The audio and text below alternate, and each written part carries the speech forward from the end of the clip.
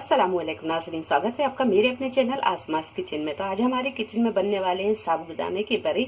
तो यहाँ पर हमने 1 कप साबूदाना लिया और इसे 1 घंटे पहले पानी में भिगा के रख दिया था। ये भीगा हुआ साबूदाना है।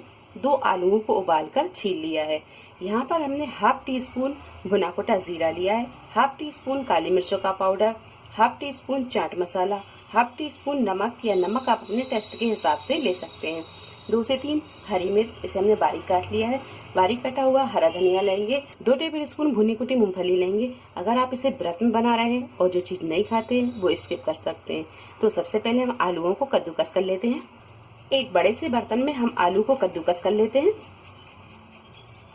आलू को कद्दूकस करने के बाद में अब डाल देंगे हम इसमें ये साबूदाना, हरी मिर्च डाल देंगे, चाट मसाला, नमक, काली मिर्चों का पाउडर और जीरा पाउडर, भुनी कुटी मूंगफली, बारीक कटा हुआ हरा धनिया, आधा नींबू का रस डाल देंगे। सारी चीजों को अच्छी तरह मिक्स कर लेंगे। सारी चीजों को अच्छी तरह मिक्स करने के बाद में साबूदाने का डो तैयार कर लिया है। अब हम इसके बड़े बनाएंगे और इसे फ्राई करेंगे। कढ़ाई में हमने तेल को गर्म होने रख दिया है। हाथों पर हम थोड़ा सा ऑयल लगा लेंगे और ये साबूदाने का डो उठाएंगे। हाथों पर इस तरह गोल कर लेंगे और हल्के हाथों से हम इसे इस तरह दबा देंगे। आप चाहें तो इसे ऐसे ही फ्राई कर सकते हैं या फिर इसमें थोड़ी सी डिजाइन बना लें।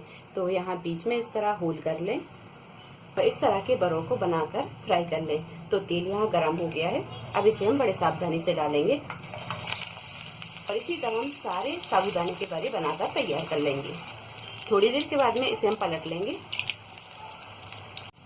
गैस की फ्लेम को हम यहाँ मीडियम टू हाई पर ही रखेंगे और इसे अच्छी तरह फ्राई कर लेंगे। बड़े जब दोनों तरफ से अच्छी तरह फ्राई हो जाएं तो अब इन्हें हम निकाल लेंगे। तो यहाँ ये बड़े अच्छी तरह फ्राई हो गए हैं। अब इन्हें हम निकाल लेते हैं और इस तरह सारे बड़ों को बनाकर तैयार कर लेंगे। तो लीजिए, बहुत ही क्रिस्पी साबूदाना बड़ा बनकर तैयार है। वीडियो पसंद आई तो इसे लाइक और शेयर करें, मेरे चैनल को सब्सक्राइब करें। तो अगली एक नई रेसिपी के साथ फिर हाजिर होते हैं। तब तक आप अपना ख्याल रखें। अल्लाह हाफिज।